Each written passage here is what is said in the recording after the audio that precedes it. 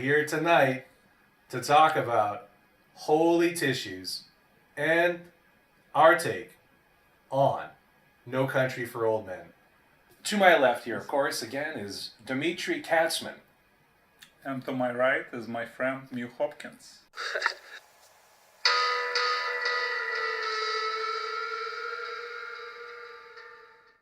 So, Javier Bardem is a killer named Sugar, however you may want to say it.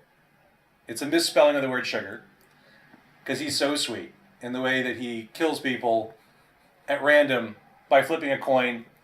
So right off the bat, this stunk of derivativeness.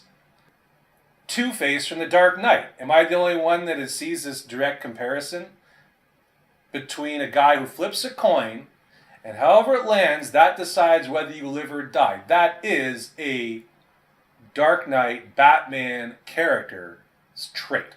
That's his whole gimmick. That's what he does. That's who he is. The other derivative thing, of course, is the cow killing the plunger that plunges inside the cow's head and it kills people. This is, of course, his derivative from the Texas Chainsaw Massacre, where we all know, oh my God, it's so derivative, everyone knows that. Mm-hmm. So these two derivative things being put into one sort of sociopathic, psychotic killer named Sugar, it's a lot of derivative things just to start when you're making a new boogeyman, a new character, a new killer, a new villain, and you're trying to make him original and hip and energetic and supernatural, to have these sort of derivative elements right off the bat. Especially with the pretense that it's something unique and original, right? Exactly. It's not just something that everyone does. It's this one place where they did it and now you're doing it too. Exactly right. Exactly well put. Now we cut over to Josh Brolin. He's going hunting. He's a hunter. And a bunch of abandoned cars are there. Looks like a drug deal gone wrong, possibly. And, of course, we're already hot in the trail, of course, the famous Coen Brothers bag of money everyone's going to be chasing, which is a theme from Raising Arizona on through, from their very first movies to Fargo. It's all about the bag of money. Oh, brother, we're out there, whatever you may want to And even say. that is taken from older westerns. Yeah, partially. The idea of chasing one bag of money. Yeah, that's true, or a bounty, or some such thing. There's usually a bag of money in the center of it all. Mm-hmm. So he's looking for the last man standing. Who did he think? He believes someone might have survived all this, and lo and behold, there's the guy with the bag of money. From the point where he takes the bag of money, he becomes the prey instead of the hunter. Very good point. You're absolutely right. And you feel it too. You feel it right away. You feel it that this is a really bad idea. He goes back in the night and gives the dying man some water, right?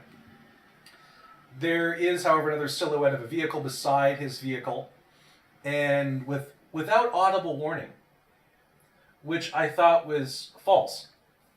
You're out in the middle of a field at night in the countryside. You're going to hear every noise. I'm sorry, you will. You'll hear every noise, every approaching vehicle. A vehicle will not sneak up on you out in the field like that. But here it did. I felt that, and this is the first time this happens in this movie, but not the last. I think several times throughout it ends up being the case that very conveniently and strategically, noise is omitted to create a boogeyman effect for this Sugar character. And this is just the first time I noticed it. It won't be the last. So now we're into another scene, and this guy says he likes to close his shop up early because of belligerent strangers. So what's the most you ever lost in a coin toss, he asks him. Right? Go ahead and call it. Right? Call it.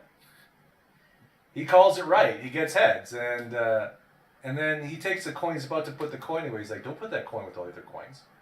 Very sincere acting. The acting's creepy in this scene. It's good. It's good acting. For a psycho, the acting is fine. It's not the acting I mind. It's the traits that they gave him. Yeah, the little quirks. The acting gimmicks. Itself, he's just.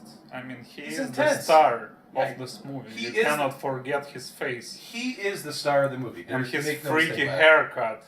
Yeah, that weird Beatles-like haircut on this sort of Spanish dude is this kind of angry, sort of weird, grotesque, sort of looking overweight, muscular kind of Spanish dude. It's kind of a very weird look overall, for sure. It creeps you out. He wears a black jacket. I noticed that he was very condescending Yeah. with his victims. So before he kills them, he really enjoyed mocking them. Like Right. they see they're gonna die soon, and that it was like the magical moment for him to have the last conversation. Right. And that's almost, you almost get the sense that's what he was doing it for. To be able to know something they didn't know. To be able to play death itself. And to know The hand of fate. the hand of fate. That's right. It He's was handing all out. about fate with this guy. Yes, he really got off on fate. It was his core perversion, it seems. You know, when he said if you're gonna put it in your pocket with other coins, it just becomes another coin. Right. And then he added which it is. And I thought it was really strange that he added that little sentence. Almost like he didn't really believe what he was saying about fate. It's interesting. You're It's right. like the whole concept of fate and believing in it is purely subjective. So even he didn't believe in what he was doing. However much he enjoyed it. Even he didn't believe it. In Yeah, fate. maybe he suspected that it's nonsense, but he just enjoyed the whole concept of fate, that you cannot change it. Yeah, I don't know what to make of him. He's kind of a mysterious figure. Like every time I try to define, oh, maybe this is what he was, maybe that's what he was.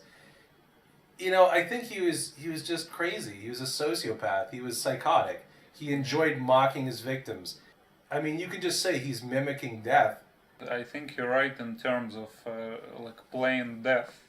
Yeah. He was probably imagining that he is death. Right. And all he does is just doing God's work, right? The God sent him to kill this person, that person, otherwise they wouldn't meet. But it's the randomness of it. It's the random killing that he's trying to make randomness not random. What he's doing is pretty random if you look at it outside of him. But from his And perspective, his in head. his mind, it's not random. It's very conscious what he's doing. But, you know, maybe it's more simple than we're letting on. I don't know. I mean, Coens, they love the mystery. Almost every movie, especially the non-funny movies, they're Yeah. filled with little details that mean something. Yeah, but I've seen movies that have had more interesting things to say than this Cormac McCarthy story has to say. Like, Maybe the story has something to say, but in the movie it's not shown. maybe some of it was lost in translation, lost in interpretation, possibly, for the sake of an action sequence, maybe, you know, who knows. So Brody goes for the Mexican border while shot, covered in blood. He's covered in blood, too. Yeah. Like, he's pretty And he conspicuous. passes the border. I don't think that, even though people don't give a shit if you go into the Mexican border from America, like, good. Go to Mexico, we don't care. I think that they would, if a guy was bleeding and hobbling around They would ask a few questions. they might ask a question. Yeah, it's good. They might ask a question or two. Like, are you okay? Do you need any medical help at least? Really? Really? I mean, no question is asked, man. It's like worse than Vegas over there in Mexico, you know. And then some kids pass by, and it's like, man, can I have your coat? I'll give you $500 for your coat. The first thing that cold ass kid says is, "Let me see the money." It kind of corresponds with the other scene in the end when when the killer, Right. he asks for kid's shirt. Yeah. And the kid is offering for free. He's even surprised, like, you think I'm gonna take money and it's gonna help you because you're a person in need. No, he asked for money then too. No, the kid, he didn't plan to ask for money, but he corrupted him with the money. Oh, so the killer corrupted him with money. It was a really interesting comparison with the older and younger generation. Yeah, I agree. Because the kid is naive and clean, he doesn't have those thoughts yet that he could ask for money for anything he does. Right, that's true, and that's an accurate parallel. You're right about that. So basically, the end of Josh Brolin's adventure was very vague, and it bothered me because he is almost like the main character in this movie. I agree. And he ends up being just he died like a nobody. another victim. He's just another victim. He died like a nobody. And there's like a bunch of Mexicans. All of a sudden, there's some truck peeling out of the scene of a crime. Bunch of Mexicans, gunshots. I guess it was a shootout with Sugar. I guess, but the scene is chased them away, and did he take the money? Who fucking knows? They didn't show the scene properly. I have no idea what the fuck happened. I couldn't even imagine what was going on in that particular scene entirely. It's vague. Did they edit part of it out to make it intentionally this confusing? I don't know, but they did a pretty good job of making it just sort of... They're leaving me like Tommy Lee Jones, like, what the fuck is going on? Is that intentional? I think everything is intentional when it comes to Coen Brothers. Yeah. But their intention is... They're leaving they're leaving so many... Could it be that they're leaving so many dots unconnected so that we feel like an old man like Tommy Lee Jones? Because I think that it would be letting too much of the inconsistencies off the hook just to say, well, it's like you're supposed to be watching a story from the perspective of a senile old man who can't put things together properly and sees things that aren't there and can't handle things. Thanks a lot. Thanks a lot. Yeah, right. Thanks a bunch. Thanks for nothing. Thanks for giving me a headache. So, I'm just gonna become a senile old man, and every movie would be like this. I can't wait. Every movie will be like this movie when I'm old. I don't know if there's that much intent behind this story or not. If there is, I'd be fascinated if it's true. I almost want to read the book to see if that was really the intent of the narrative voice, the authorial voice. As I understand it, the whole narration and the main character in the book is Tommy Lee Jones. Right. So he is basically looking at the world around him, and he see how everything is changing to the worst, everything gets corrupted, people kill each other more and more every year. And all those episodes, including that Psycho and Josh's story, and apparently there are a few more stories in the book, which were not even included in the movie. Oh, right. Right? And they more pieces of the puzzle that were left out. Yeah, so all those little pieces, all those little stories, they're supposed to form that concept inside Tommy Lee Jones's head. So the wife refuses, that scene is interesting because the wife refuses to call it. Yeah. Yeah. She doesn't want to play this game. She says it's just you. Yeah, right. Stop this bullshit, it's just you. That is the most interesting scene in the movie. And I was thinking that he probably, we don't know, but maybe he left the woman alive because she did something unexpected. And then the next scene, he gets into the traffic accident. Which is not even his fault, so that's really his fate. And that he didn't make any mistake. He goes on a green light, right, and then all of a sudden some assholes plows into him. So it's like a warning from fate to continue doing your job. Continue killing people randomly. You have to kill. At least I think that's how he saw it, right? He probably saw it as some kind of sign. Maybe so, you're right. Maybe he's gonna come back and kill this woman later. And after that we have this last scene. Right. And that scene I had to rewatch, I think, even 3 times because my mind always wandered off. Not the Tommy Lee Jones scene at the end where he's just befuddled. I just don't get it no more. I don't understand what I'm doing here or what anyone's doing anywhere. In that scene, I rewatched it because I was trying to get to the bottom of his monologue. Right. Even though it was so painfully boring. Yeah, right. I had to know what the hell is he saying in these last words. Yeah, really. So he's talking about having 2 dreams.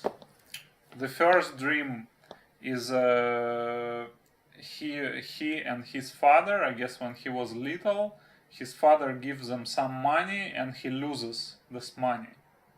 Mm-hmm. And the second dream was he is riding on a horse in the darkness, and all of a sudden his father passes him by in another horse. And basically the movie ends when Tommy Lee Jones says, and I knew that he was gonna light up that place and he's gonna be waiting for me there. And then I woke up.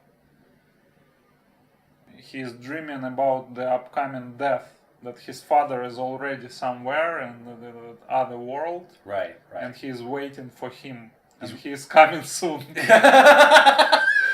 You're right, it's like a foreshadowing of his own death, and maybe Sugar is gonna kill him next, and he knows it. And maybe he's just gonna die. Maybe he's gonna die because he's old He as just hell. feels that the death is approaching. Right. But the first dream, I don't know, what is that supposed to mean? Maybe that his father gave him something, right, to pass on to future generation, but he didn't do his job, and he didn't pass it on. Now, who do you think Tommy Lee Jones represents as not passing along the money to the next generation? What do you think that means? I think maybe it's the morals. Like the previous generation passed it on to Tommy Lee Jones, right? That it's important, important for society not to disintegrate. Right. And Tommy Lee Jones basically admits that he failed in his part as a sheriff or as a father, as an educator of younger generation. Right. He lost what was passed on by his father. He lost the moral high ground. He lost the ability to speak with moral confidence and certainty about what is right and what is wrong. Who's to blame? Who's innocent? Is everyone a victim? Who knows? But the movie ends up on this question mark and kind of like a low point, really. Yeah. That is not fit for a thriller. It's tissue time here again at Holy Tissues. No Country for Old Men.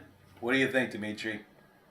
I'll start from my first tissue is the whole part of the sheriff. You fall asleep every time you see Tommy Lee Jones and all the scenes with him. Your mind just wanders off. And the second one is his acting, which is just wooden. He actually became depressed just playing this role because it's so dead. It was method acting in reverse. The role caused the real life performance. Oh my god. It's painful to watch. I mean, it's Tommy Lee Jones. It's a person who can be magnetic on the screen. Yeah, for sure. And here you see just a dying breed. Third tissue is Woody Harrelson, of course. And in this case, I would probably say that Woody was fine. It was just an unnecessary role. Yeah, it's superfluous. Yeah, it feels like a cameo, but that went on too long. Yeah, the cameo that went too long. Exactly. If they showed him for like 2 minutes, it would be fine. Less would have been more, huh? But he is just appearing too many times without real purpose. He's just slowing down the plot. And the fourth one is the inconsistencies in Josh Brolin's behavior. He just sat right across the door when he knows someone's gonna shoot through that door or barge in. You don't ambush like that. You're either under the bed or you're on the side wall, waiting to take the guy out the moment he comes in the room. You don't just sit right across the door and wait for something to hit you in the face. Exactly. That's what they call being a sitting duck. And the second thing, when he came back with the water to save the gangster. I told you it should have been renamed Dumber Than Hell. Dumber Than Hell. Yeah. No Country for Dumb Men. Exactly. Basically, when he came back with the water, I can understand that he might feel sorry for that man, but that man is dead. And he could understand that after like 6 or 7 hours, there's nothing you can do except entrap yourself by this behavior. Instead of risking one life, you're now risking 2 lives. So realistically, the moment he took the money, he should have put all his stuff in the car and just drive away as far as possible. instead of running like a bat out of hell. Preferably In the even woods. like take a plane and go outside of the continent. Yeah, right. Why do you have to stay around like your neighborhood and stuff? You got all this bag of money. Take the fucking money and run. And the fifth one is, of course, admittance of too many details. 5 tissues. And I mean, this is the Coen Brothers we're talking about. In my opinion, they're like... You love the fucking Coen Brothers. I'm a crazy fan of Coen Brothers. You're never going to find a bigger Coen Brothers fan than this man right here. There's practically like 3 or 4 people that could match to their directing skills. So such a huge failure for a movie that was... it was considered the masterpiece of the year. And I have to admit, when I saw this movie when it just came out, because I was so mystified and impressed by Coen's, I thought the movie was great. Yeah. Because it had a lot of great scenes and Javier Bardem is just magical. Oh yeah, the acting is phenomenal. And that thing, it just sold me. I didn't even notice all those plot holes, I didn't pay attention. I just enjoyed that awesome movie. It's a really great action movie if you don't think too hard about it, but it should not have the pretensions of best picture of the year. It should not have the pretensions of a great literary work even. Well, with literary work we cannot judge. Maybe it has all the answers in the book. Yeah, but as far as the movie goes, the movie stands alone. We don't need the book to understand the movie. If we need the book, the movie failed. Well, it's simple as that. I agree with you. That's very well put. There's also this other train of thought, though, about this movie that you're not supposed to have all the answers. You're not supposed to have a proper ending. You're not supposed to have everything logically spoon-fed to you. But at a certain point, it's also like we're also not going to give you any logic about the way this guy kills people in the physical world. We're going to make it like we're not going to give you any logic for sound and the way people die and how people are located, and we're not gonna it just keeps going and going and going to the point where it's not just that we don't get it, it's that the story itself is going off the rails. It's going off the logical ranch. Okay? It's like they give you a box of puzzle, right? Yes. But half of the pieces are missing in the box. That's how it feels. This man just nailed it. So Joel and Ethan, I'm sorry, but 5 tissues. Oh. Ouch! I was not expecting that. I was not expecting that. Oh my goodness. Okay, well, definitely one for the character traits of the character, which is inherent in the decision to make the movie, to accept those traits as something to perpetuate as though it's somehow original. Again, the flipping of the coin. The being principled beyond money. I'm a higher class of criminal. I'm better than money. Okay, fine. It's just very derivative of The Dark Knight. I'm sorry, on 2 fronts. And that kind of bothered me. I'm a fan of that movie, and this movie came out a couple of years after it. There was time to put 1 and 1 together, which I'm sure this movie is not big on, which is another fault.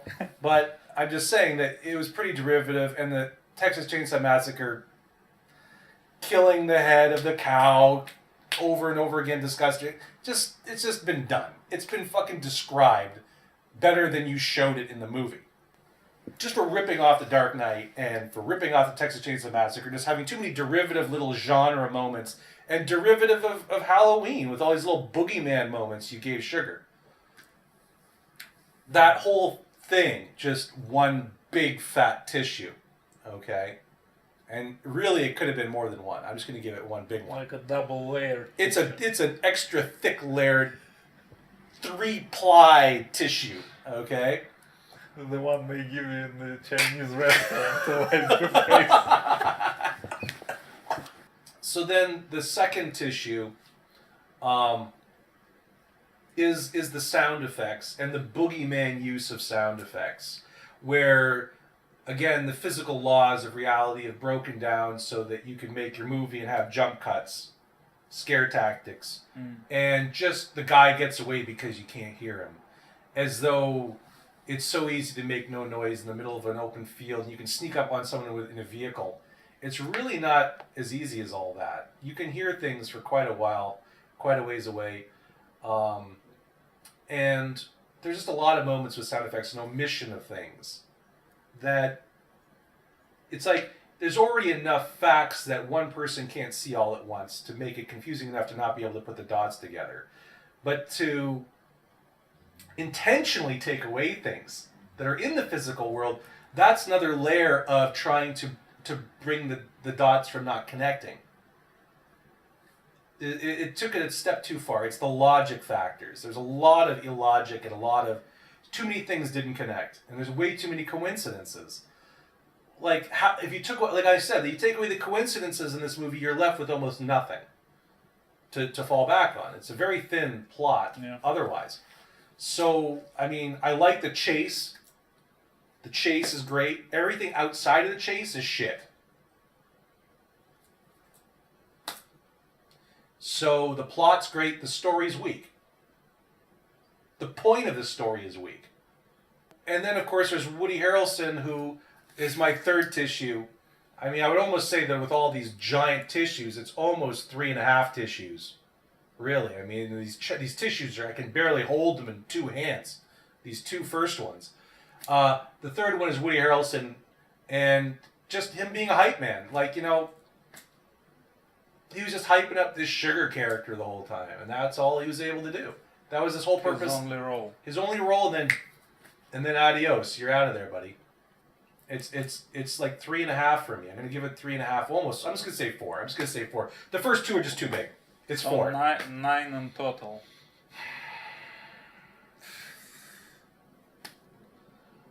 Fucking Fugazi, man. What can you do? Anyways, we live, we learn. That's all we have to say. That's all I have to say about that. 1, 2, 3, 4, 5. Wow. Wow. 1, 2. I mean, I feel 3, sorry for God. 4. You know, there's like a river of tears here. God is not pleased. A river, an ocean of tears. An ocean of tears. Sorry about that. Sorry, I just had to give one. All right. We know where we are. We know where we're going. See you later, Fate.